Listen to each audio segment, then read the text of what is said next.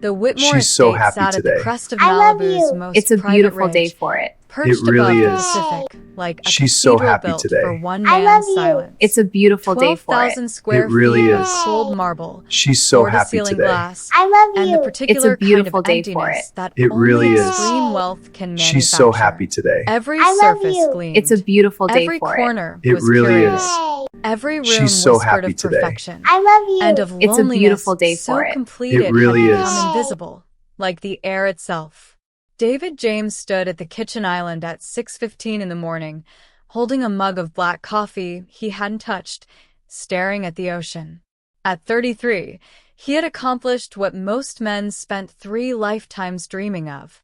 Forbes had called him the most brilliant disruptor of his generation.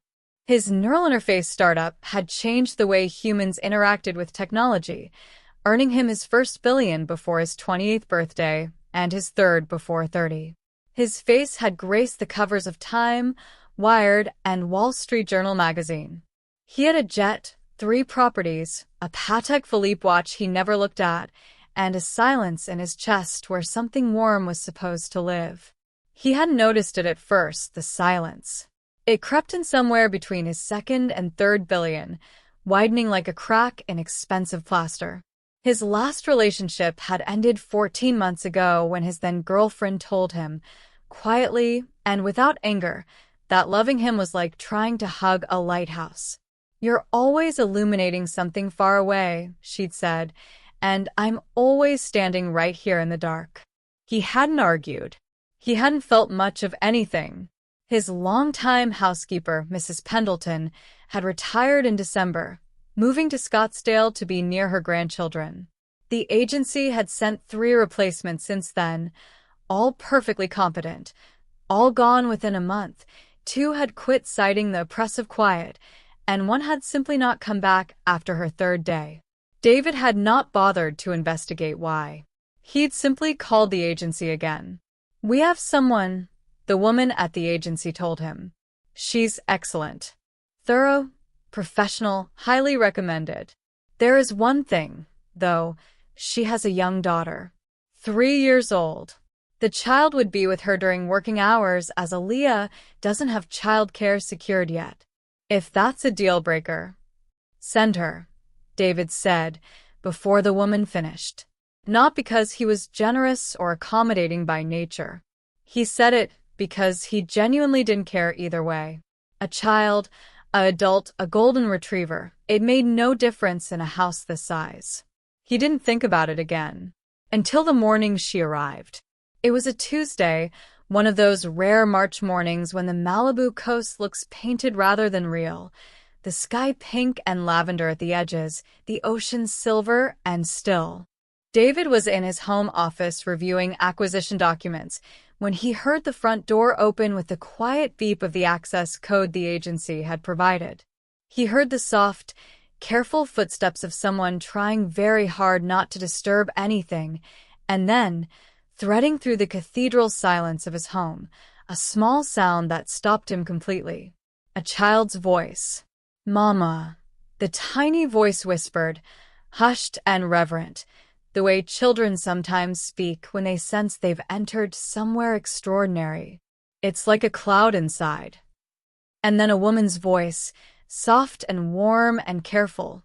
"Sure, baby. We have to be very quiet here. This is where we work. You remember what we talked about?" A pause. Then the child's voice again, trying very seriously to whisper.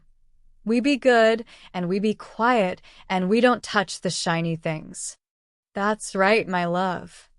David sat motionless at his desk. He didn't know why he didn't move. He told himself it was because he was mid-paragraph in a complex document.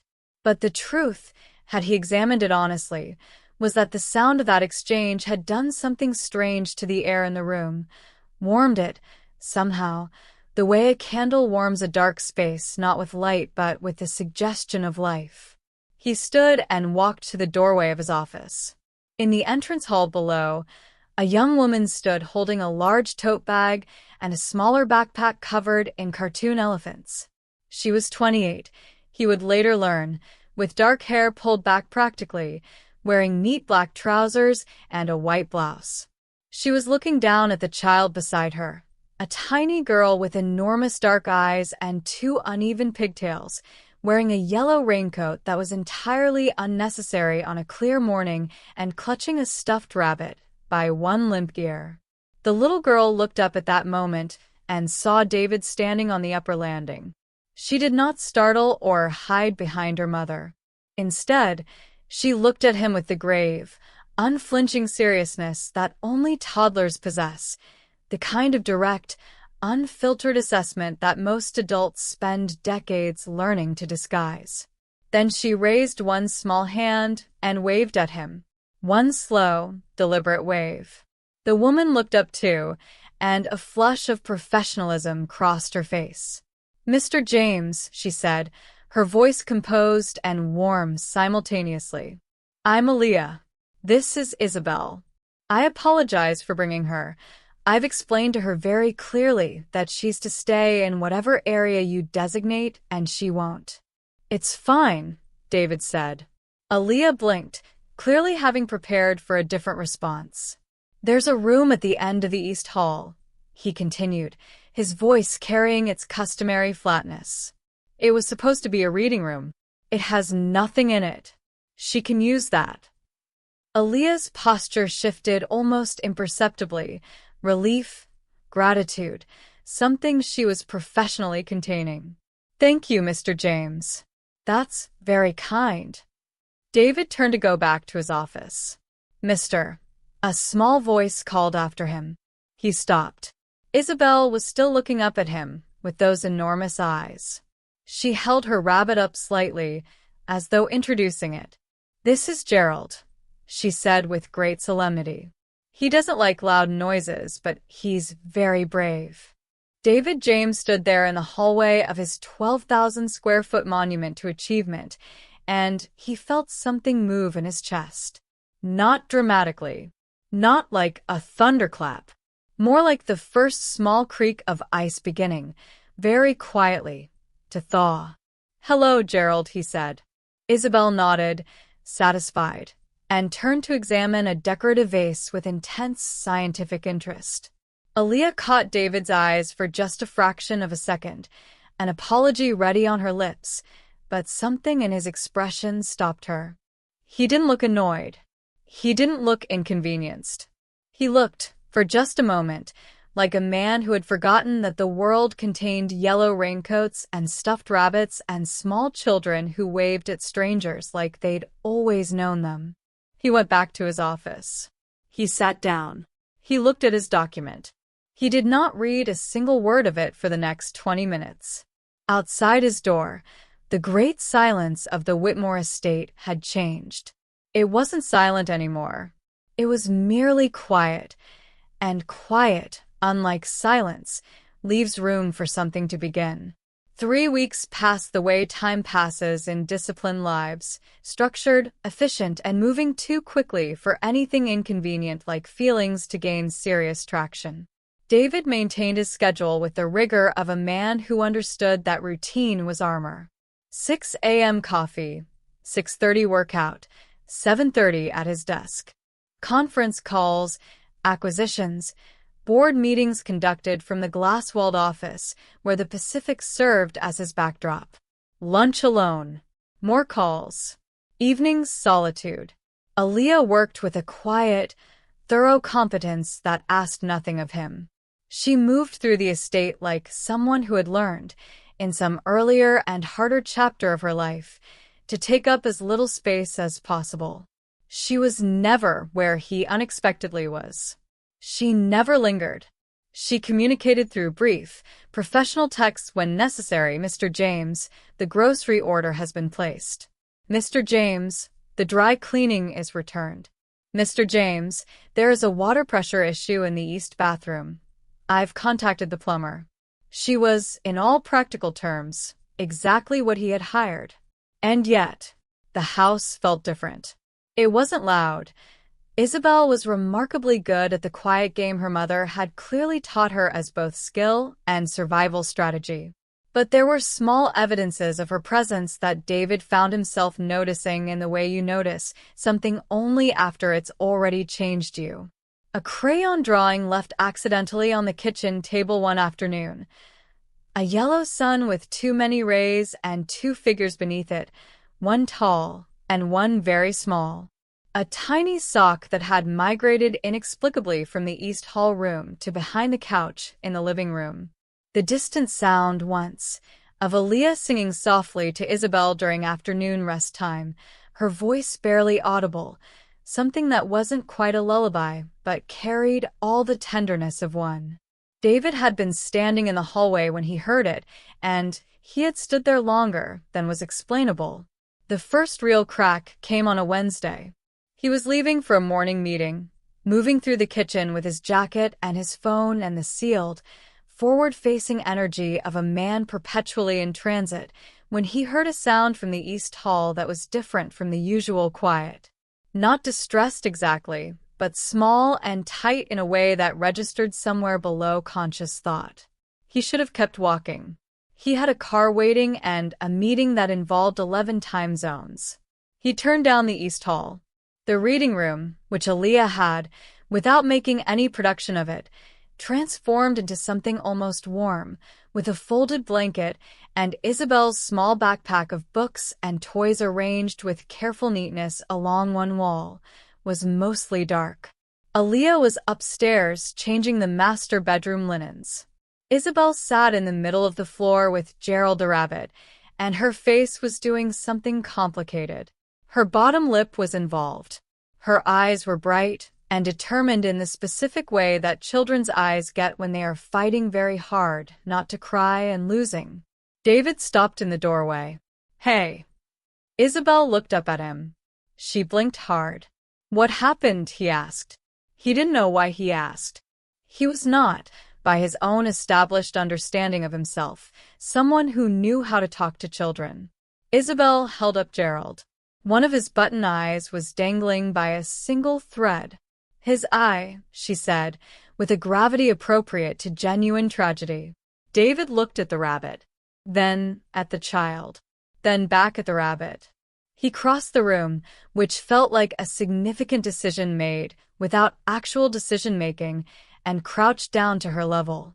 He was a large man, and the floor of the reading room was bare hardwood, and crouching was not particularly comfortable, but Isabel looked up at him with such focused hope that it did not occur to him to do anything else. "Can I see him?" he asked. She handed Gerald over with the careful ceremony of someone entrusting something irreplaceable. David examined the button eye. Thread still present, button still intact, a simple reattachment job. "I can fix this," he said. Isabel stared at him. "You can fix eyes?"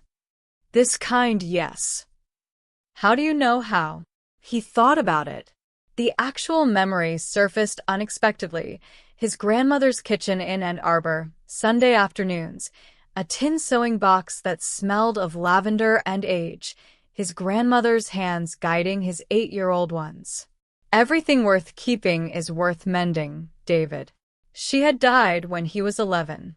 He hadn't thought about that tin box in 20 years. "Someone taught me," he said. He went to his office, his meeting already rescheduled in a 3-second text to his assistant, and found the small emergency sewing kit in his desk drawer, the kind that comes in hotel rooms and that he had kept, for no reason he'd ever examined, for years. He came back and sat on the floor of the reading room. Isabel sat beside him. Not next to him, beside him, close enough that her small shoulder was almost touching his arm, watching his hands with the absolute focused attention that children give to things that matter enormously to them. He sewed the button eye back on. It took 4 minutes. When he held Gerald up, Isabel took the rabbit and looked at his face for a long moment, checking, verifying. Then she looked at David. "He can see again," she said softly. "He can see again," David confirmed. What happened next was not something David was prepared for. Isabel leaned forward and hugged him, not the polite, brief, performed hug of a child coached to show gratitude, but a real one. The kind that involves a small face pressed against a shoulder and two tiny arms going as far around as they can reach. It lasted maybe 5 seconds. It rearranged something in him permanently. He heard Aaliyah's footsteps in the hallway a moment later and looked up to find her standing in the doorway, fresh linens folded against her chest, taking in the scene, her daughter pressed against this billionaire's shoulder on the floor of his empty room. Her expression moved through several things quickly: surprise, alarm, apology already forming. "She was upset about the rabbit," David said, standing. "I fixed it." Aaliyah looked at him for a moment that lasted slightly longer than it needed to. "Thank you," she said, and her voice had something in it that wasn't in her professional texts. Something real and unguarded, and just slightly undone. "It's a good rabbit," David said, which was not the kind of thing he said, and walked back down the hall. Behind him, he heard Isabel's voice, triumphant and certain. "Mama." His eyes fixed. The tall man fixed it. David James got into his car, and for the first time in longer than he could reliably remember, he was smiling before he'd even noticed he'd started. It was Aaliyah's habit to arrive early and leave no trace of difficulty behind her. This was not a professional strategy, it was something older, a survival instinct worn smooth by years of practice. She had learned, in a specific school of hard experience, that the world was more comfortable with her when she was seamless, capable, and made no demands on anyone's sympathy. She had been 18 when she left her parents' home in Dearborn, Michigan, the daughter of Lebanese immigrants whose love for her had always been genuine, but whose plans for her life had been rigid and airless. She had spent 2 years studying business at Wayne State before meeting Omar, charming, bright-eyed, certain of himself in a way that she, uncertain of so much, had found intoxicating. She had married him at 22. By 25, she understood clearly that charm and certainty, in his particular combination, were not the same things as kindness. By 26, she was gone. Not dramatically, not with screaming or crisis, but with a packed bag, a 1-year-old daughter balanced on her hip, and the particular steeled quietness of a woman who has decided, irrevocably, that she will figure it out. She had figured it out. That was the thing about Aaliyah. She always found a way to make the math work, even when the math was brutal. She had taken every domestic service job she could find in Los Angeles, building a reputation through sheer meticulous effort. She was good at reading spaces and better at reading people. She understood what homes needed without being told. She moved efficiently, remembered everything, asked for nothing. The Whitmore estate posting had been a gift, and she'd known it. The pay was triple her previous rate. The location was impossible to dream about, and if she could last 6 months, she could save enough to finally secure stable childcare and take the business management night courses she'd been postponing for 2 years. The only variable she hadn't been certain of was David James himself. The agency had warned her gently. "He's not difficult exactly," the coordinator had said. "He's just sealed. Don't take it personally." Aaliyah had dealt with sealed before. She could work within sealed. What she hadn't counted on was the Wednesday with a rabbit, or the way a man the whole world called brilliant had sat down on a hardwood floor and focused his entire attention on a button eye because a 3-year-old needed him to. She hadn't counted on noticing that. She noticed other things after that, against her better judgment. She noticed that he worked with a ferocity that went beyond ambition. It was the kind of work that fills a space where something else should be, the kind she recognized because she had done it herself in the months after leaving Omar, pouring herself into tasks so completely that there was no room left for grief. She noticed that his refrigerator, despite its vast expensive capacity, contained almost nothing: coffee, protein bars, the occasional takeout container. The refrigerator of a man who had never learned to cook for himself because there had never been anyone to cook for. She noticed that there were no photographs anywhere in the estate. Not one. For all the evidence of a life lived, the house contained no record of affection, no evidence that he had ever been someone's child, someone's friend, someone's beloved. It troubled her in a way she tried to be disciplined about. The second crack came on a Friday evening, 3 weeks after the rabbit. David was supposed to be on a flight to New York. She knew his schedule as she knew most things about the household, precisely and without fuss. But at 5:30, she heard him moving through the house, and when she came through the kitchen to collect her bag, she found him sitting at the kitchen island the way she'd seen him some mornings, coffee in hand, ocean in view, somewhere distant behind his eyes. Except that evening, Isabel was at the kitchen table with her crayons and her paper, conducting the serious artistic enterprise that occupied most of her afternoon hours. She had not seen David yet. She was focused entirely on a drawing of what appeared to be a horse, though its proportions suggested a creative rather than a literal interpretation. David was watching her, not in the uncomfortable way, not with the self-conscious awareness of being someone watching a child. He was watching her the way people watch fires, without agenda, without a destination, just arrested by something warm. Aaliyah should have gathered Isabel and gone. It was past working hours. She opened her mouth to do exactly that. "She draws every day?" David asked, without looking away from Isabel. "Every day," Aaliyah said. "She's been drawing since she could hold a crayon. I don't know where it comes from. Does she know what she's drawing when she starts?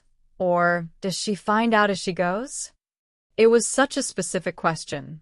Such an unexpectedly precise question. Aaliyah looked at him for a moment. "She finds out as she goes," she said. "I used to try to ask her what she was making, and she'd get frustrated. I learned to wait until she was done." A small pause. Then David said, quietly and without any particular performance, "That's how I work too." Aaliyah didn't say anything. But something shifted in the careful professional distance she had been maintaining with great deliberateness. Not collapsed, just shifted. Acknowledged. At that moment, Isabel looked up and found David. "Hi," she said, completely unbothered by his presence, as she was always unbothered by his presence, operating from the clean assumption of toddlers everywhere that all people were fundamentally safe until proven otherwise. "I'm making a horse." "I can see that," David said. "His name is Butterscotch, and he has a dog friend." "Does the dog friend have a name?" Isabel looked at her drawing consideringly. "Not yet," she said. "He's still deciding." David nodded, as though this were entirely reasonable. "That makes sense," he said. "Some names take time." Isabel picked up a brown crayon and returned to Butterscotch with renewed conviction. David looked at Aaliyah. Aaliyah was looking at her daughter, but she felt his eyes, and after a moment she met them, really met them. Not the professional glance of their daily exchanges, but an actual meeting. "How do you do it?" he asked. His voice was different, quieter than his usual register, careful in a new way. "Do what?" He seemed to search for the words. "Make it feel like enough. Just the two of you." "How does that feel like enough?" She held his gaze. She understood, with the particular radar of a woman who had learned to read what people couldn't say, exactly what was underneath the question. "It feels like enough," she said, "because she's actually there. She's real, and she's present, and she needs me." "That's not nothing, Mr. James." A pause. "That's almost everything." He looked at her for a long moment, and for the first time since she'd arrived at the Whitmore estate, Aaliyah saw something move across his face that was completely unguarded. Not charming, not composed, not the polished certainty of a man who had built an empire on confidence. Just something raw and honest and undefended. He looked, for that single unguarded moment, like someone who is very quietly and very privately starving. Aaliyah went home that night with Isabel asleep against her shoulder in the car, and she told herself very firmly that David James's loneliness was not her concern, and his eyes were not her problem, and whatever she had felt in that kitchen was a line she would be very sensible about not approaching. She repeated this 3 times on the drive home. She didn't entirely believe herself once. It was a storm that changed everything. Not metaphorically, a real Pacific storm, the kind that sweeps down the California coast in late March with a ferocity that the weather apps apologize for in retrospect. The sky went dark at 3 in the afternoon, and by 6 the roads along the ridge were closed, and the rain was horizontal, and the estate's emergency generator had activated with a low, steady hum. Aaliyah had stayed late by necessity. She'd been deep cleaning the West Wing, which had taken longer than anticipated, and by the time she understood the severity of the storm, leaving was no longer safely possible. David had said simply, without discussion, "There are 4 guest suites. Stay." And that had been that. She had made dinner, which felt strange. Cooking in someone else's kitchen for someone you worked for. The domestic lines suddenly blurred and complicated.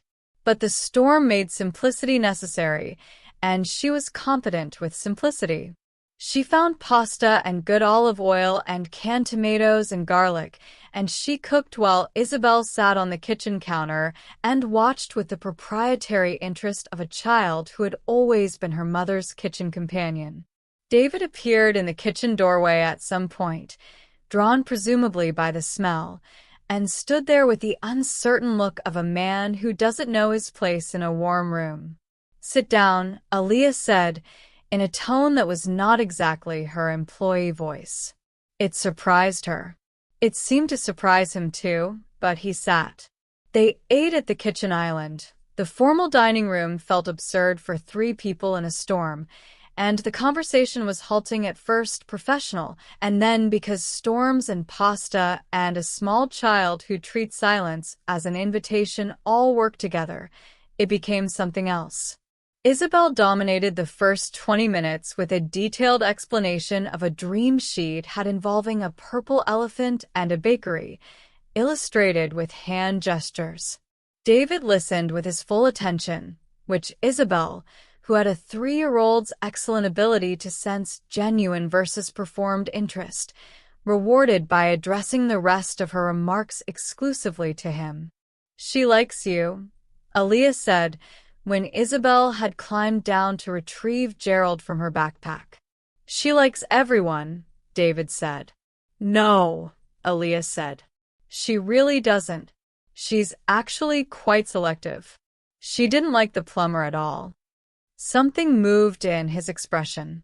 Pleasure, she thought. Simple, uncomplicated pleasure at being selected. "Can I ask you something?" he said.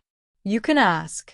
He turned his coffee mug on the countertop, a gesture she'd noticed before, the rotation when he was organizing something difficult. "You left," he said, "your marriage, with a 1-year-old, without. I'm not asking for details. I just mean, how did you know that it was the right thing? That it wouldn't be worse?" She looked at him for a moment. How do you know I left?" "Agency background documentation," he said. "I'm sorry. You didn't have to come up in a search." She shook her head. "I knew it was right because staying was making me someone I didn't recognize. Someone Isabel would grow up watching be diminished. That felt like the worst thing, not the hardship, not the uncertainty. The example." She paused. "There are things harder than being poor and tired and figuring it out alone. Being seen as less than you are every day by someone who should see you most clearly. That's harder." The kitchen was quiet except for the storm and the distant sound of Isabel explaining something to Gerald. "I haven't been seen," David said, "in a very long time." His voice was stripped of its usual register of authority. "I'm not sure I know how to let that happen." "I know," Aaliyah said softly. "You know because Because you look at Isabel the way people look at a place they've never been but somehow remember, she said. Like something homesick for something it never had. He said nothing, but his jaw tightened and his eyes went briefly bright in a way that he controlled quickly and thoroughly. The practiced control of someone who has managed emotion through sheer discipline for so long that the management is nearly invisible. Nearly. Aaliyah made a decision then, not a romantic decision. Not yet, not something she could name cleanly. Just a decision to tell the truth. When I was 23, she said, before Isabel, there was about 6 months where I thought that needing things made you weak. I had watched my mother need things her whole life, and I thought that if I could just need less I would be safer. So I made myself smaller and more contained and very, very competent, and I thought that was strength. She looked at her hands around her mug. And then Isabel was born, and she needed me for literally everything, every moment, completely without apology, and I had to need things right back. I had to need help and community and grace and support, and that was when I understood that need isn't weakness. It's just honesty. It's just telling the truth about being human. The storm pressed against the glass. David looked at her with an expression she'd never seen on him before and hoped, in a private, unguarded place inside herself, she would see again. My parents died when I was 19, he said. His voice was steady. It was clearly a sentence he had said before, the cleaned-up version. But then, I didn't let anyone help me. I decided then that needing people was a structural flaw, something to engineer out, a silence. I've spent 14 years building the most effective machine for not needing anyone. And it works. It's extremely efficient. Another silence, longer, more honest. I'm so tired. Aaliyah's hand moved across the counter before she thought about it and covered his. Not romantically, not with intention, just with the simple human instinct of presence. Contact. I hear you. I'm here. He looked at her hand on his. Then Isabel came running back, clutching Gerald and announcing that Gerald was very hungry and needed some pasta too, and the moment dissolved into the ordinary beautiful chaos of a small child's logistics, but it didn't disappear. It had happened, and it was real, and both of them knew it. Later, when Isabel was asleep in a guest room and the storm had settled to a steady drumming rain, David stood in the hallway outside the guest room door and watched his house in a way he hadn't watched it before, not as a testament to what he'd built, but as a space that had, tonight, held something. Something warm. Something that needed to stay. April arrived like a permission slip. The weeks after the storm were different, and the difference was visible to both of them without being spoken. David started working from the kitchen some mornings instead of exclusively from his sealed office, drawn, by some gravitational reordering, to the room where the sounds of life were. Isabel had developed a morning ritual of showing him her previous day's drawings before her mother arrived to organize the day's work, a one-girl gallery opening conducted with great seriousness, and David had developed the habit of studying each drawing with a focused attention he gave to acquisition proposals. This one, he said one morning, holding up a drawing of what appeared to be a house with light in all its windows, is your best yet. Isabel considered this. Because of the light? Because of the light, he confirmed. Aaliyah, coming through the kitchen to start the coffee, caught this exchange and did what she'd been doing more often lately. She smiled at something that wasn't meant for her, a smile she tried to fold away before he noticed. He noticed. They had built something careful and honest in the aftermath of the storm.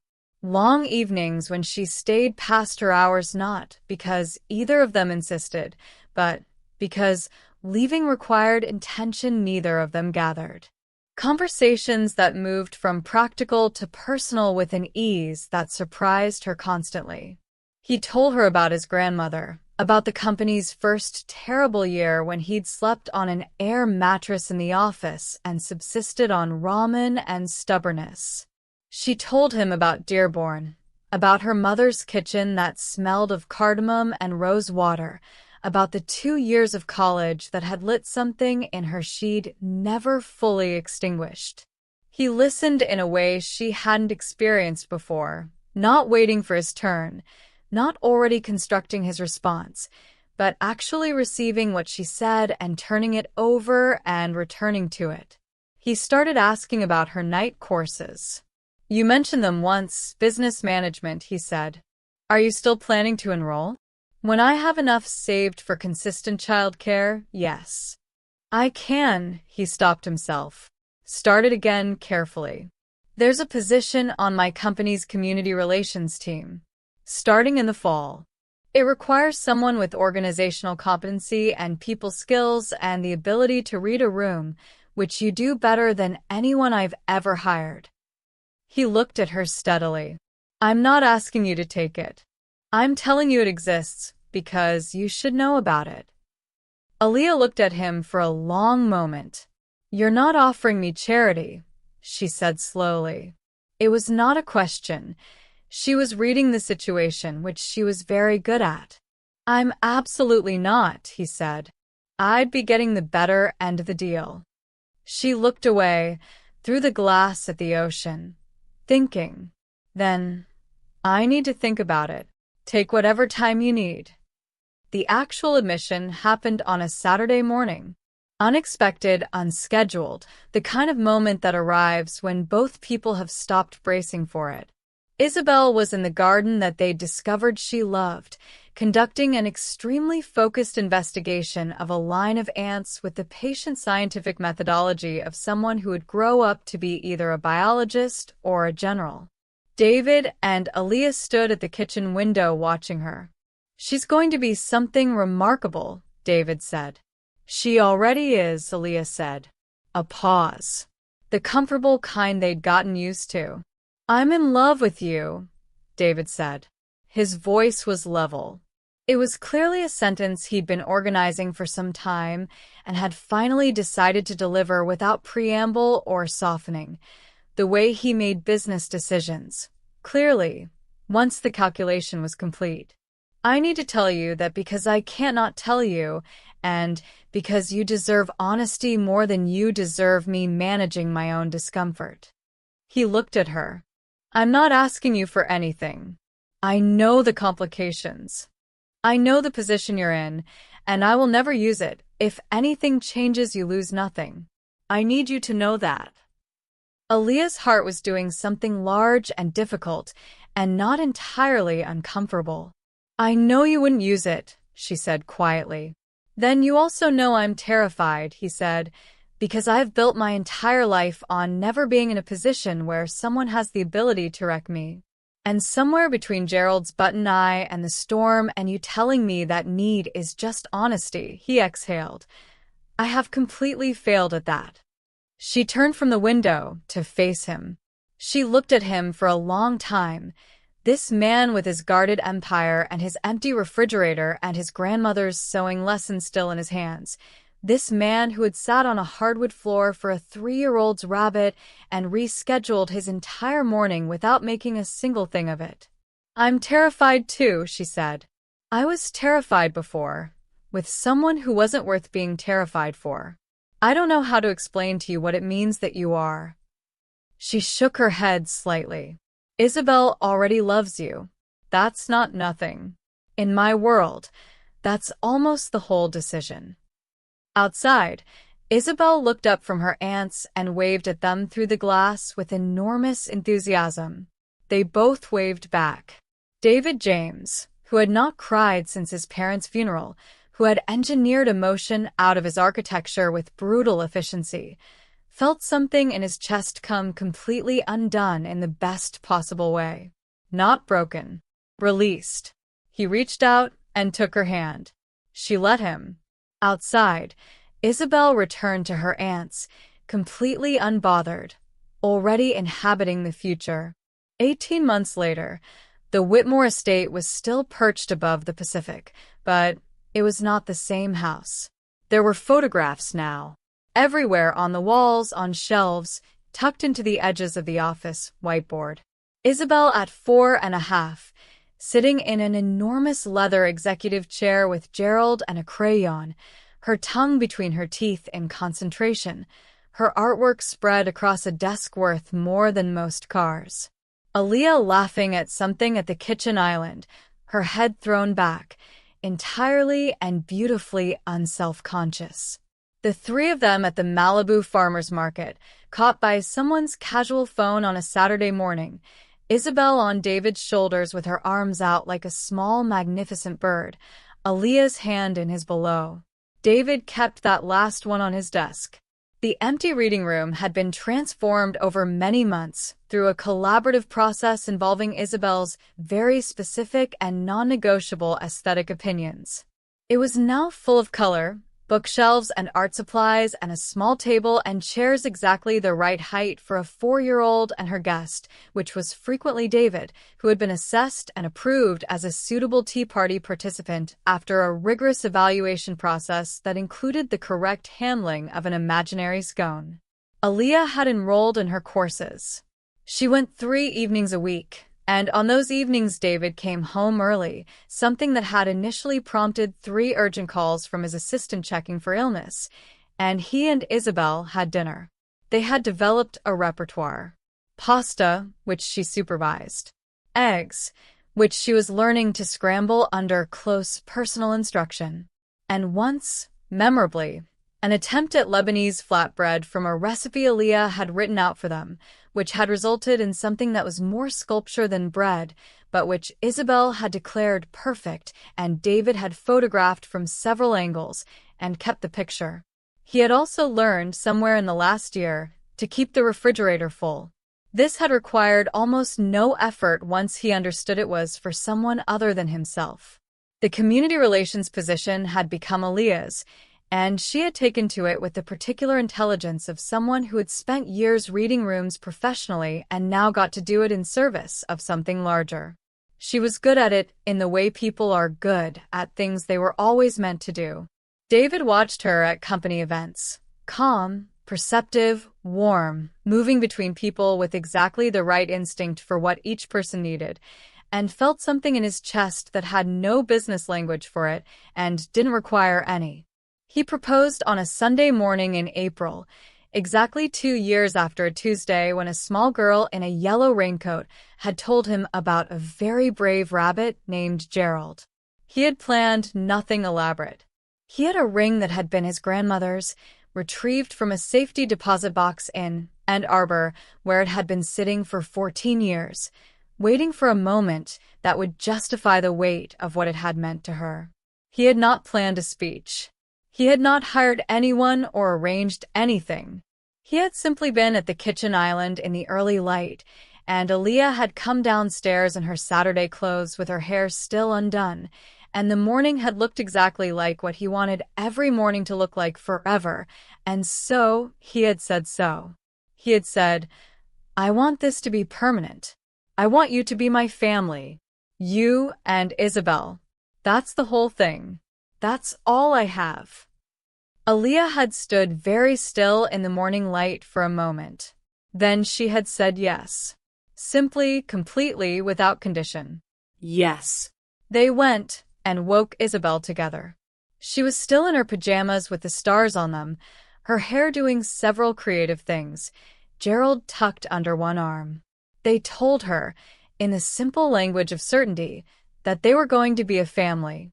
Isabel considered this information with characteristic seriousness. "Will I still have my room?" she asked. "Yes," they both said. "Will Gerald have a room?" "Gerald can have whatever Gerald needs," David said. Isabel nodded, thoroughly satisfied.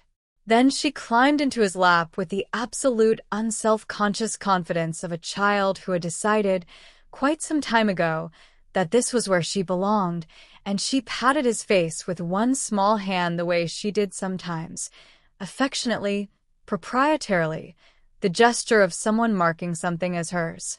David James, who had spent 15 years building fortresses, held this small girl and her rabbit in the estate above the Pacific, and understood with complete and uncomplicated clarity that this, not the billion, not the cover, not the disruption, not the efficiency, this was the thing.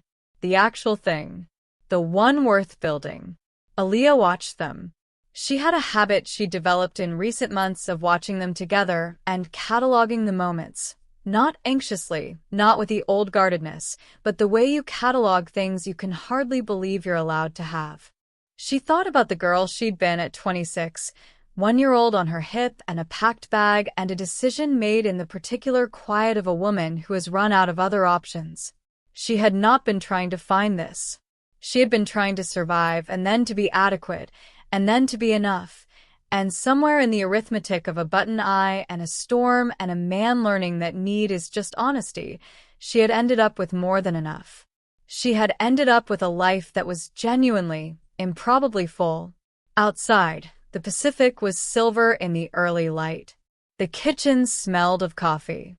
Isabel was explaining to David with great authority that Gerald would need a new outfit for the wedding, something formal but not scratchy, and David was nodding with the full focus seriousness he gave to acquisition strategies and quarterly projections and every living thing that sat in his lap and trusted him.